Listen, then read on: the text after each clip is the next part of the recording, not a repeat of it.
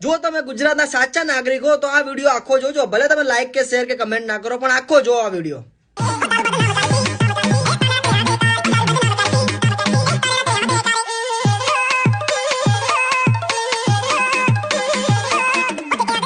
હા, મારું આમ આદમી પાર્ટી. હા, તમારી મહેફિલો જોઈ લીધું. આ છે આમ આદમી પાર્ટીની મહેફિલો ને આ છે આમ આદમી પાર્ટીની સચ્ચાઈ.